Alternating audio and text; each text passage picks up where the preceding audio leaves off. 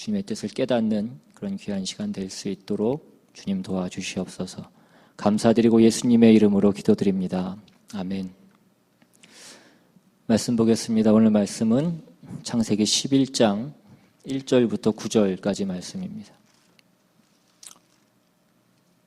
창세기 11장 1절부터 9절까지 말씀 같이 보겠습니다.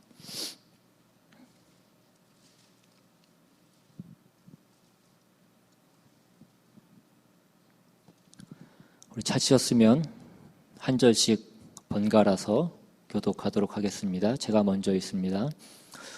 온 땅에 언어가 하나요? 말이 하나였더라.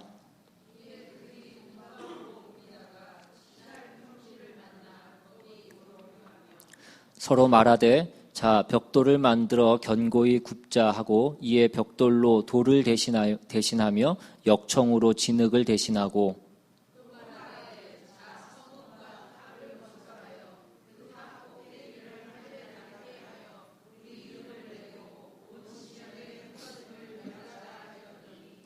여호와께서 사람들이 건설하는 그 성읍과 탑을 보려고 내려오셨더라.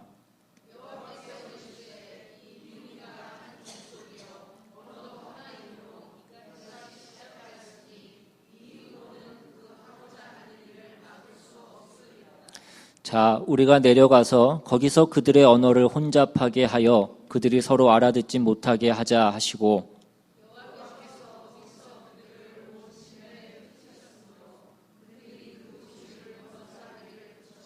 같이 있습니다. 그러므로 그 이름을 바벨이라 하니 이는 여호와께서 거기서 온 땅의 언어를 혼잡하게 하셨음이니라. 여호와께서 거기서 그들을 온 지면에 흩으셨더라. 아멘. 오늘은 우리가 잘 아는 그 바벨탑 사건입니다. 이 바벨탑에 나오는 이 바벨이라는 말은 원래 하늘에 이르는 문, 하늘에 들어가는 문이라는 그런 뜻을 가지고 있는 그런 단어입니다.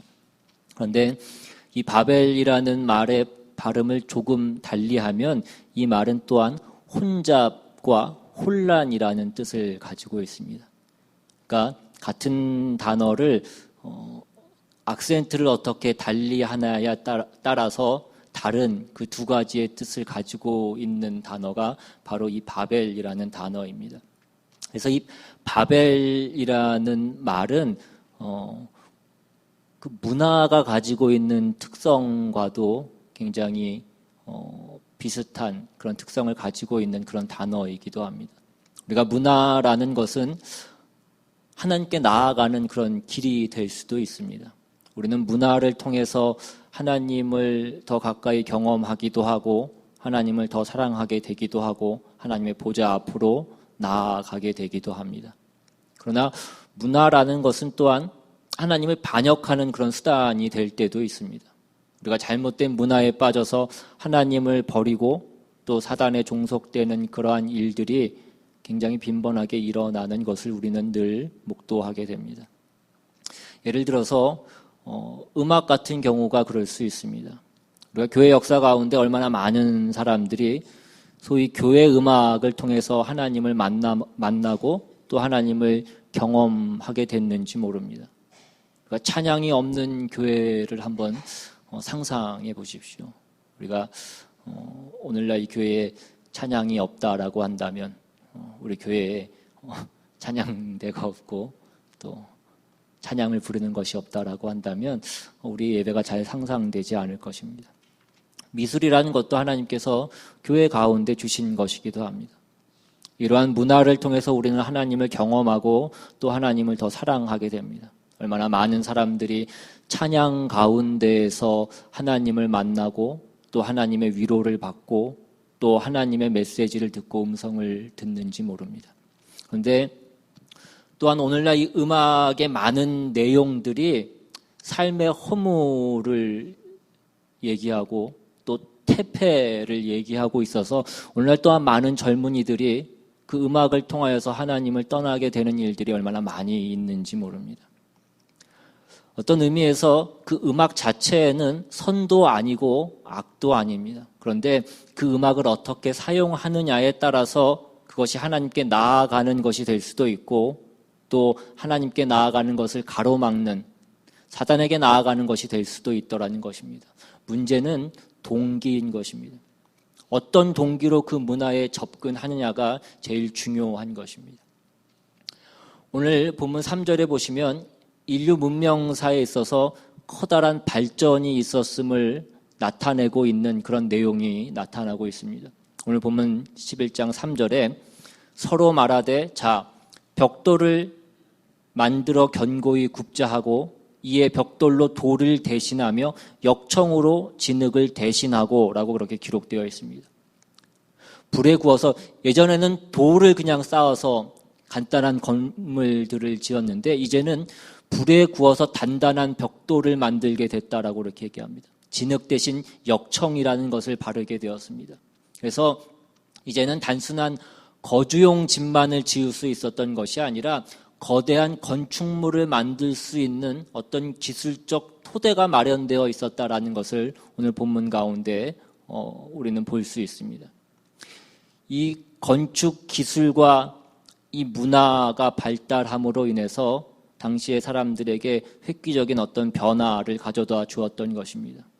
이 문화적 발전이 인간에게 편리함을 주었을 뿐만 아니라 더 나아가서는 이제는 인간이 어디에 가서도 살 수 있겠다라는 그 자신감을 갖게 되었던 것입니다. 그런데 오늘 본문에 보시면 이 새로운 문명에 대한 인간의 태도가 그 자신감만으로 그치지 않았던 것을 보게 됩니다. 이어지는 4절에 보시면 또 말하되 자 성읍과 탑을 건설하여 그 탑 꼭대기를 하늘에 닿게 하여 우리의 이름을 내고 온 지면에 흩어짐을 면하자 하였더니 그들이 성읍을 건설하고 탑을 쌓기 시작합니다. 그 성읍과 하늘에 닿는 그 탑을 세워서 그들이 이루고자 했던 것이 무엇이었습니까? 자신들의 이름을 내고 온 지면에서 흩어지는 것을 면하게 하자라고 그렇게 얘기합니다. 이름을 낸다라는 것은 자신의 역량을 과시해서 영광과 명성을 얻겠다라는 것입니다. 흩어짐을 면하자라는 것은 지금과 같은 현실을 계속해서 유지하자라는 것입니다. 노아 홍수로 인해서 멸망을 당해야 했던 그 과거의 역사를 되풀이하지 않겠다라는 것입니다. 높은 탑을 쌓아서 홍수가 와도 그 홍수를 피할 수 있고 그 심판을 면할 수 있는 것을 자신들이 스스로 만들어내겠다라는 것이 이 바벨탑 사건인 것입니다. 인간이 스스로가 자신들의 역사를 이끌고 가겠다라는 어떤 교만의 극치를 보여주고 있는 것이 이 바벨탑 사건입니다. 그리고 오늘 본문 1절에 보시면 온 땅의 언어가 하나요 말이 하나였다라고 되어 있습니다. 이것은 그들이 같은 말을 사용했다라는 것이기도 하지만 같은 내용의 말을 했다라는 것을 의미하는 것이기도 합니다. 당시의 사람들이 똑같은 내용의 말을 했다. 우리의 이름을 내고 이 지면에서 흩어짐을 면하자라는 그 같은 내용의 말을 반복하면서 이 바벨탑을 쌓기 시작했다라는 것을 말씀하고 있는 것입니다. 이와 같은 사람들의 행동에 대해서 하나님께서 어떻게 반응하십니까? 이어지는 6절 이하의 말씀을 보시면 여호와께서 이르시되 이 무리가 한 족속이요 언어도 하나이므로 이같이 시작하였으니 이후로는 그 하고자 하는 일을 막을 수 없으리로다. 자, 우리가 내려가서 거기서 그들의 언어를 혼잡하게 하여 그들이 서로 알아듣지 못하게 하자 하시고 여호와께서 거기서 그들을 온 지면에 흩으셨으므로 그들이 그 도시를 건설하기를 그쳤더라. 하나님께서 그 인간들이 하시는 것을 악하게 보시고 내려오셔서 다 흩어버리십니다. 그래서 그 인간이 바벨탑을 짓던 그 일이 중도에 멈추어 버려지게 됩니다. 이것이 여기 오늘 본문까지의 어떤 내용입니다. 우리가 앞에서 노아 홍수의 사건을 보고 또 오늘 바벨탑 사건을 보게 되는데 우리가 이 두 가지 사건을 통하여서 생각하는 어떤 1차적인 하나님에 대한 이미지는 하나님께서 우리 인간이 하는 일을 가만히 지켜보시다가 잘하면 상 주시고 못하면 벌 주는 어떤 심판관의 이미지로 생각하는 것이 어떤 사람들의 일반적인 하나님에 대한 생각입니다. 그러나 성경이 얘기하는 것은 하나님께서 우리가 어떻게 하나를 보시고 잘하면 상 주고 못하면 벌 주는 그런 하나님으로 계시는 것이 아니라 우리의 잘못이 영원한 어떤 인간의 운명을 결정지어지는 것으로 되어지게 놓아두지 않으시도록 하나님이 그 인간의 잘못과 오류에 개입하시고 들어오셔서 얼마나 끊임없이 간섭하고 계시는가를 말씀하고 있는 것이 오늘 본문의 내용인 것입니다. 오늘 6절 하반절을 다시 한번 보시면 그 무리가 이같이 시작하였으니 이후로는 그 하고자 하는 일을 막을 수 없으리로다 라고 그렇게 얘기합니다. 지금 그들이 하고 있는 일은 그들이 하는 어떤 일의 시작에 불과하다라는 것입니다. 그들이 앞으로 어떤 일을 더 벌일지 모르며 그렇게 되면 그 일은 이제 하나님께서 더 이상 막을 수 없는 그런 일이 될 수도 있다라는 것입니다. 만약에 지금 하나님께서 막지 않으시면, 지금 하나님께서 손을 쓰시지 아니하시면 그 상황이 돌이킬 수 없는 상황이 돼서 이전에 노아의 홍수로 하나님께서 인간을 모두 심판하셨던 것처럼 또다시 그렇게 인간을 다 멸하시는 그 심판을 행하게 될 수밖에 없다라는 것을 말씀하고 있는 것입니다. 그래서 그러한 상황이 이르기 전에 그 사람들의 행동을 막으시려고 하나님께서 지금 지상으로 내려오시는 것입니다. 하나님께서 언어를 혼잡하게 하신 것은 하나님이 그 인간의 행동에 대한 처벌이시기도 하지만 동시에 그것은 그 인간이 영원한 멸망으로 가지 않게 하기 위한 하나님의 예방적 조치이고 간섭이시고 개입이시고 하나님의 은혜이시더라는 것입니다. 이 바벨탑을 쌓은 사람들의 목적은 자신들의 힘으로 자신들의 행복과 만족과 어떤 안전한 그 세상을 만들겠다라는 것이었습니다. 그러나 하나님이 그들을 흩어버린 이유는 그것으로 너희의 답이 되지 않는다라는 것입니다.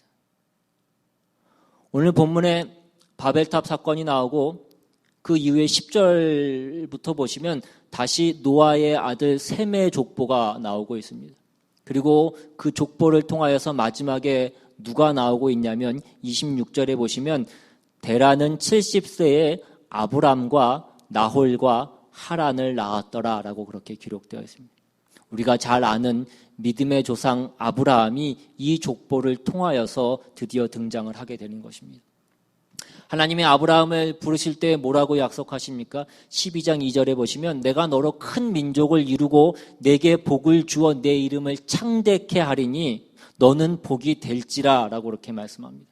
그러니까 우리가 오늘 본문 그 4절에서 보는 그 바벨탑을 쌓았던 인간들이 추구하려고 했던 것과 동일한 것을 지금 하나님께서 아브라함에게 약속하고 계신 것입니다. 내 이름을 창대케 하고 복이 되게 하고 모든 족속이 너로 인하여 복을 얻어서 그 흩어짐이 없는 그 참다운 복을 약속하고 계신 것입니다.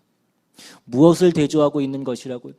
이 모든 일, 그 복과 진리와 영생에 속한 것은 하나님으로부터만 나오며 하나님으로부터만 가능하다라는 것을 말씀하고 있는 것입니다. 바벨탑을 쌓을 수 있는 그 실력밖에 없는 하나님을 의지하여서 살 그 믿음과 그 진리와 그 지식이 없는, 그래서 자신도 모르게 멸망할 수밖에 없는 그 멸망을 자초하는 그 세상에 그 죽을 수밖에 없는 자들 속에서 하나님이 아브라함을 준비하고 계신 것입니다. 그리고 그를 통해서 이제 무엇을 하시겠다라는 것입니까? 복을 받게 모든 족속이 복을 받게 하실 것입니다. 이것이 믿음의 내용인 것입니다. 그런데 그럼에도 불구하고 오늘 우리의 믿음이 흔들리는 것은 무엇 때문입니까? 하나님이 그렇게 주도적으로 적극적으로 세상과 인류와 우리의 삶에 개입하고 계심에도 불구하고 오늘 왜 내 인생의 문제에는 아무런 답을 주시지 않는가 하는 것입니다. 왜 세상은 이 모양 이 꼴이고 왜 내 인생은 이 모양 이 꼴인가 하는 것입니다. 여기에 우리는 당황하게 되는 것입니다. 여기엔 우리의 무지가 또한 한 몫을 하고 있습니다. 우리는 우리가 전부 이해하지 못하면 상대가 틀린 것이라고 우기는 나쁜 습성이 있습니다. 우리가 아이들을 길러보면 어린 아이들은 부모의 마음을 이해하지 못하고 그 부모를 납득하지 못합니다. 왜 그래야 되는지, 왜 열심히 공부를 해야 되는지, 왜 반찬은 골고루 먹어야 되고, 왜 매일 씻고, 왜 매일 양치를 해야 되는지를 잘 알지 못합니다. 그렇다고 부모가 아이가 납득할 때까지 그냥 내버려 둘 수는 없습니다. 아이가 양치를 왜 해야 되는지를 납득할 때까지 내버려 두고 네가 이해가 되면 그때부터 양치해라 라고 그렇게 얘기하는 부모는 없습니다. 그래서 부모는 강요할 수밖에 없고 때로는 혼을 내기도 하고 벌을 주기도 하는 것입니다. 그래서 자식들이 이해하고 존경하는 부모들은 별로 있지 않습니다. 그 자식들이 부모가 되고 철이 들기까지는 그렇습니다. 그러나 자식들이 이해하지 못한다고 해서 부모가 부모 노릇을 그만두지 않는 것처럼 하나님께서는 그 하나님의 일을 지금 하시고 계신 것입니다. 인류의 역사를 보면 인류 역사 속에서 인류가 얼마나 많이 여러 번 그 바벨탑을 쌓았는지 모릅니다. 로마라는 그 바벨탑을 쌓았고 중세라는 바벨탑을 쌓고 또 문예부흥이라는 또 이성이라는 과학이라는 그런 바벨탑을 쌓습니다. 여러분 아시는 그 구글이 자회사로 설립한 칼리코라는 그 바이오 기업이 있는데 이 바이오 기업은 생명 연장을 목표로 해서 생겨진 대표적인 어떤 기업입니다. 이 칼리코의 목표는 인간의 수명을 500세까지 늘리는 것이 목표라고 합니다. 인간의 죽음, 마지막 어떤 숙제인 그 죽음을 극복하겠다라는 것이, 과학으로 그 죽음을 극복하겠다라는 것이 어떤 그 인간의 욕망 가운데 있는 것이 드러나 있는 어떤 그런 내용일 것입니다. 그러나 인간은 죽음을 극복할 수 없습니다. 인류가 지금까지 시도한 모든 것들, 이것이 답이다, 이것이 진리다라고 했던 것 중에 아직까지 정답인 것은 아무것도 없다라는 것이 역사의 증언입니다. 로마도 아니었고 중세도 어떤 중세의 교권이 그 기독교가 세상의 권세 위에 있었던 것도 그것도 답이 아니었습니다. 인간의 이성과 그 과학이라는 것도 답이 될 수 없었다라는 것을 우리는 인류 역사 가운데 보고 있습니다. 인류가 그동안 답이라고 제시했던 것들은 얼마 지나지 않아서 그것이 답이 아니었고 그것이 전 인류와 역사의 답으로서는 부족하다라는 것을 우리는 우리 인류 역사 가운데 늘 보고 있고 확인하고 있는 것입니다. 그런데 우리는 신앙에서도 하나님의 일하심을 우리가 여전히 제대로 확인하지 못해서 그 세상에서 여전히 혼합된 형통과 어떤 세상의 영향력이라는 것이 하나님의 일하심과 여전히 혼합되어 있는 것을 우리는 늘 보게 되는 것입니다. 여기에서 말하자면 우리가 무엇을 실패하고 있고 우리가 어디에 문제가 있는지를 말해주고 있는 내용들이 있는 것입니다. 우리는 하나님이 어떻게 일하시는가 하는 이 근본적인 질문을 해야 되는 것이고 그 답이 오늘 여기에 있는 것입니다. 여러분, 하나님은 일하시고 계십니다. 노아의 홍수 때에도 하나님께서 일하셨고 아브라함을 통하여서도 일하시고 오늘 바벨탑 사건 가운데도 하나님께서 관여하고 계신 것입니다. 어떻게 관여하고 계십니까? 하나님께서 최후의 심판자로 서 있는 정도가 아니라는 것입니다. 어떻게 하나를 두고 보시고 그거에 따라 상벌을 내리시는 분이 아니라 인류가 하나님의 뜻과 동떨어져서 아주 가지 못하도록 그렇게 개입을 하고 계시고 하나님의 뜻과 복주심으로 인도하기 위해서 개입하고 계시고 그러한 일들을 하나님께서 진심과 열심과 의지를 가지시고 행하시고 있다라는 것입니다. 그런데 우리는 왜 이 꼴이냐라는 것이 우리의 질문입니다. 그러나 우리는 이러한 일들을 이미 2000년 전에 경험했던 일입니다.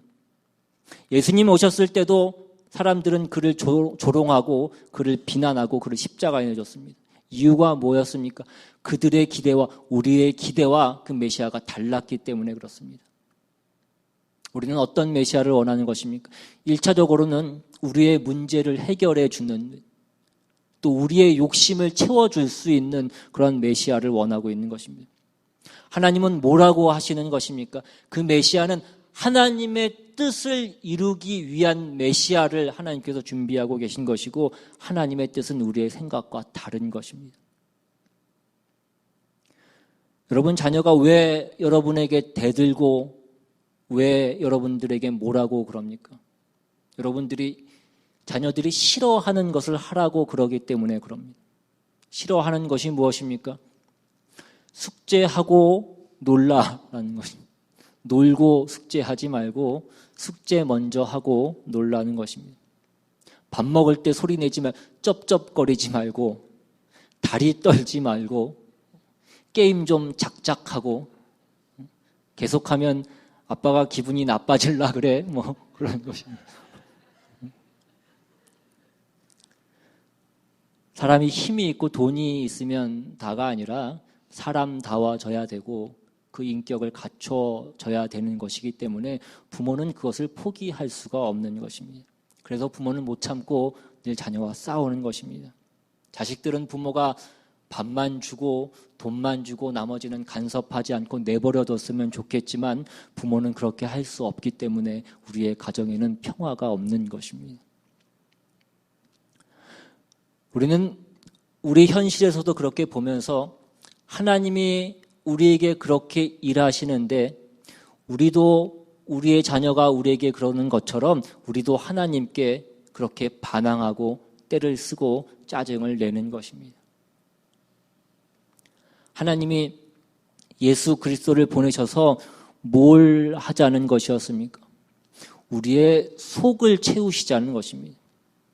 우리의 속을 거룩으로 채우시겠다라는 것입니다. 그래서 성경은 우리에게 이렇게 얘기합니다. 로마서 5장으로 한번 가보시면 5장 1절 이하에 제가 가진 성경 244페이지입니다.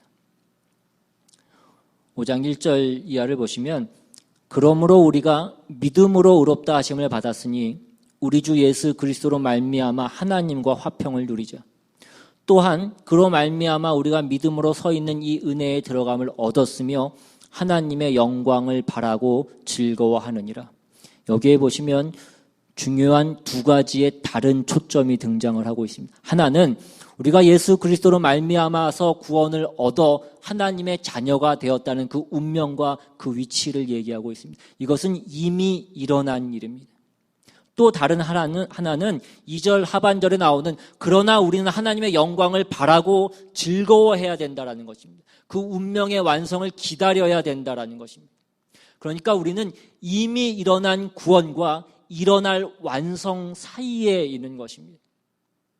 그런데 이 일어날 완성, 하나님의 영광의 완성이 현실적으로는 어떻게 이루어지느냐 하면 그 다음에 이어지는 3절부터 보시면 다만 이뿐 아니라 우리가 환난 중에도 즐거워하나니 이는 환난은 인내를, 인내는 연단을, 연단은 소망을 이루는 줄을 알미로다. 그렇게 기록이 되어 있습니다. 여기서 말하는 이 소망은 하나님의 영광을 이루는 그 소망을 얘기하는 것입니다.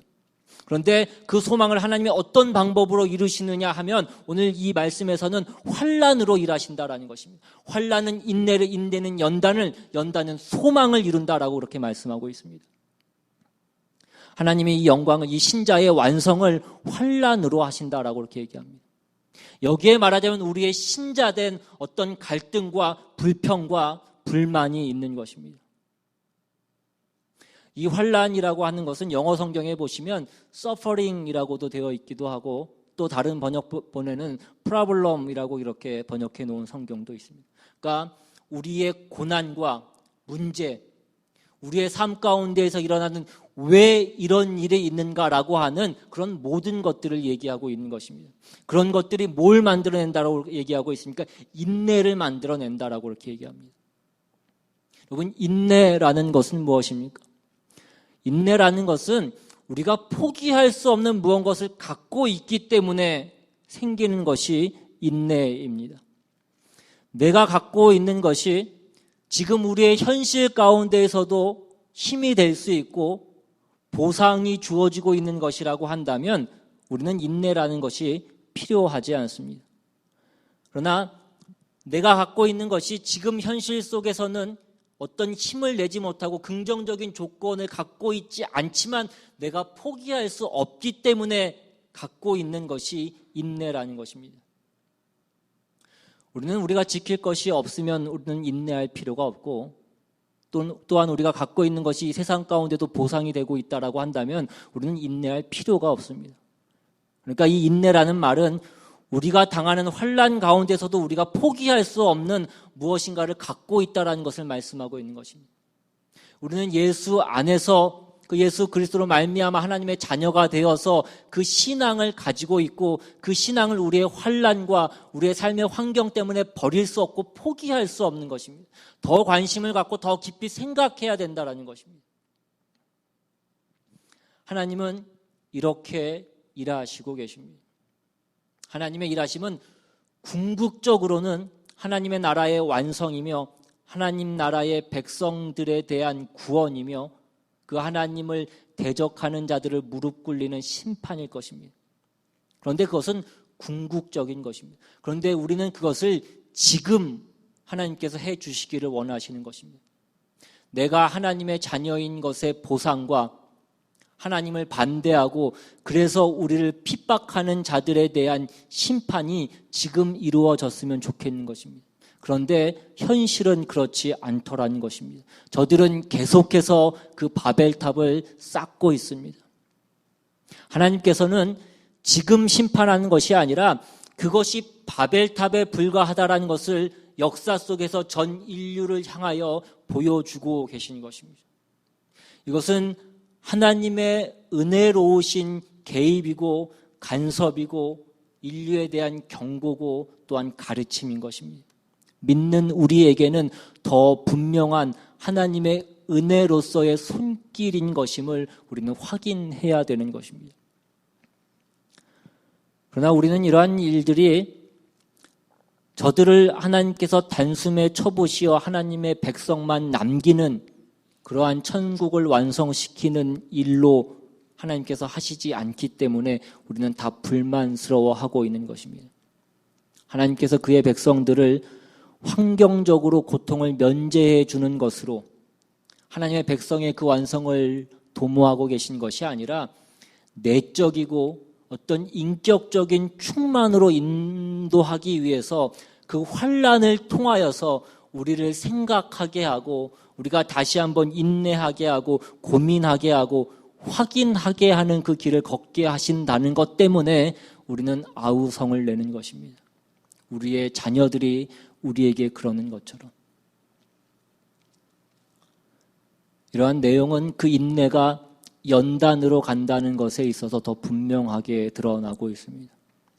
연단이라고 오늘 우리 성경에 번역되어 있는 이 표현은 영어 성경에 보시면 캐릭터라는 단어로 그렇게 번역이 되어 있습니다.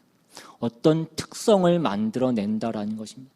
신자가 신자다운 것을 만들어내는 것을 얘기하는 것입니다. 그래서 이 내용을 새 번역본으로 보시면 인내력은 단련된 인격을 낳고라고 그렇게 번역이 되어 있습니다. 우리는 이 경지까지 가야 되는 것입니다. 인류 역사는 다만 하나님께서 지켜보시고 계시는 정도가 아니라는 것입니다. 하나님께서 주권적으로 주도적으로 역사와 인류를 간섭하고 계십니다. 계속해서 세상에 경고하고 계십니다. 저들이 쌓는 바벨탑을 계속해서 무너뜨리고 계신 것입니다. 인류가 돌이킬 수 없는 그 지경에까지 가지 않도록 하나님께서 계속해서 그 인류에게 간섭하시고 또한 인도하고 계시는 것입니다. 여러분 한번 돌이켜 보시기 바랍니다. 세계 역사 가운데 어떤 나라가, 어떤 기구가, 어떤 사상이, 또 어떤 이론이 이 전 역사를 거쳐서, 이 전 역사에 걸쳐서 아직까지 그 힘을 내고 있고 목소리를 내고 있고 발언권을 얻고 있는 것이 무엇이 있는가 한번 생각해 보시기 바랍니다. 그 어떤 것도 없습니다. 단 하나가 있다라고 한다면 교회인 것입니다. 2000년 내내 하나님은 교회만이 영원한 진리와 답을 갖고 있다라는 것을 보여주기를 원하십니다. 그런데 교회는 어떻습니까? 여러분 알다시피 교회도 엉성하기 짝이 없습니다. 교회는 우리 역사 속에서 보듯이 얼마나 많이 우리가 하는 그 신앙의 고백과는 달리 현실과 타협하며 치사하게 살아왔는지 모릅니다. 괜찮은 교회가 역사 가운데 거의 있지 않습니다. 그럼에도 불구하고 하나님이 교회만을 전 역사를 통하여서 여기가 답이다라고 세상 앞에 그 책임과 위치를 드러내기를, 증거하기를 원하시는 것입니다. 교회는 세상 앞에 그 힘을 가졌던 적이 없습니다. 중세 시대 때를 제외하고는 교회가 세상 가운데 힘을 가졌던 적은 없습니다. 교회는 영향을 가지는 것이지 힘을 가지는 것이 아닙니다. 힘을 가지는 것과 영향력을 가지는 것은 다른 것입니다. 교회가 가지는 영향력은 하나님께서 그 아들 예수를 보내어서 십자가에 못 박게 하신 것과 동일한 방법으로 일하시는 하나님의 일하심입니다. 예수님께서 우리의 죄를 대신했지만 사람들은 그를 비난했습니다. 우리가 예수를 믿노라라는 죽음을 각오한 그 신앙으로 나아간다고 해서 세상이 그 대적들이 우리에게 무릎을 꺾고 그들의 기가 꺾이고 심판을 당하지 않습니다. 현실적으로는. 하나님은 그러나 이 방법으로 일하신다라는 것입니다. 그래서 요한복음 16장에 가시면 예수님께서 십자가에 못 박히시기 전에 제자들에게 이렇게 가르치십니다. 16장 32절에 보라 너희가 다 각각 제 곳으로 흩어지고 나를 혼자 둘 때가 오나니 벌써 왔도다. 그러나 내가 혼자 있는 것이 아니라 아버지께서 나와 함께 계시느니라. 이것을 너희에게 이르는 것은 너희로 내 안에서 평안을 누리게 하려 함이라. 세상에서는 너희가 환난을 당하나 담대하라. 내가 세상을 이기었노라. 우리가 때로는 도무지 하나님이 나를 편드는 것 같지 않고 우리의 존재가 아무런 가치가 없어 보이고 세상 앞에서 우리가 무슨 영향력이 있고 무슨 의미가 있나라는 그런 생각이 들 때가 있을 것입니다. 우리가 기대하는 어떤 신앙의 보상이 없고 우리도 우리 스스로를 만족시키고 있지 못하기 때문에 그렇습니다. 우리도 우리 스스로를 만족시키고 있지 못한데 우리가 어떻게 다른 사람을 만족시킬 수 있고 다른 사람을 항복시킬 수 있겠습니까? 예수님께서 십자가를 지실 때 그 제자들마저도 다 도망을 가고 그분에게 혜택을 입고 은혜를 입고 기적을 목도한 사람들마저도 그를 죽이라고 했던 이유가 무엇이었습니까? 그들이 기대했던 것과 다른 메시아의 모습이었기 때문에 그랬습니다. 힘을 가진 메시아, 어떤 정복하는 메시아, 환경을 고쳐주는 메시아가 아니라 우리를 위하여 죽는 어린 양으로 오시는 메시아였습니다. 그러면 교회는 세상이 볼 때에 별것 아닌 것 같이 보입니다. 우리는 더욱더 그렇게 보일 때가 많이 있습니다. 그러나 그렇지 않다라는 것입니다. 십자가는 하나님께서 하나님의 지혜와 능력과 권능과 그 모든 것을 다 동원하여서 개입하신 사건입니다. 세상이 그것을 모르고 있을 뿐인 것입니다. 우리 또한 그런 것입니다. 오늘 우리가 어떻게 살아가고 어떤 모습으로 있던지 간에 우리 자신이 하나님의 손길이고 우리가 하나님의 증인이고 하나님의 일꾼이고 하나님의 제사장인 것입니다. 우리야말로 하나님께서 그의 전능하심과 지혜로 개입하시는 하나님의 놀라운 개입이시라는 것입니다. 우리의 게으르고 우리의 날마다 절망하고 낙심하는 그 하루하루가 하나님의 개입하신 그 모든 나날들이라는 것입니다. 우리는 우리의 인생을 우리가 생각하는 것보다 성경에 비추어서 더욱 귀하게 생각할 필요가 있습니다. 우리는 이것을 믿음이라고 하는 것입니다. 우리를 근거로 하지 않고 하나님의 일하심을 우리가 근거로 하는 것입니다. 오늘 여러분 각자가 하나님의 일하심과 하나님이 함께 하심이 있음을 알고 그래서 오늘 우리의 하루하루가 소중한 나날이고 인생이고 역사인 것을 기억하신다면 오늘 우리는 보다 나은 그 신자의 삶을 살 수 있을 것입니다. 여러분 보고 영웅이 되라는 것도 아니고 뭔가 대단한 일을 하라고 말씀을 드리는 것이 아닙니다. 하찮아 보이는 그 반복되는 그 매일을 매 순간의 그 사소한 일들을 귀하게 여기시고 자기의 역할을 감당하시고 하나님이 주도하시는 이 세상의 삶을 우리가 살고 있음을 기억하심으로 그 신자된 승리를 누리시는 저와 여러분이 되시기를 주님의 이름으로 축원합니다. 이 시간 받은 말씀 기억하시면서 함께 찬양하고 또 같이 기도하기를 원합니다. 오늘 우리가 가는 그 모든 길은 하나님의 인도하심 가운데 있는 것입니다. 하나님이 매일매일 우리가 하찮아 보이고 우리가 지겨워하고 벗어나고 싶어하는 이 모든 우리의 삶 가운데 하나님이 늘 함께 하시고 간섭하시고 개입하시고 인도하고 계신 것입니다. 오늘 우리의 모든 삶이, 오늘 우리의 모든 문제가, 오늘 우리의 모든 환경이 하나님 역사하신 가운데 있음을, 우리가 하나님의 자녀의 완성으로 가는 그 과정 가운데 있는 것임을, 그래서 우리가 감당해야 되고 우리가 짊어져야 될 그 짐으로 있는 것임을, 그 십자가인 것임을 다시 한번 기억하며 우리가 그 점을 외면하지 않고 우리의 자리를 도망치지 않고 버티고 견디고 이겨내는 그런 우리 모두가 될 수 있기를 바랍니다.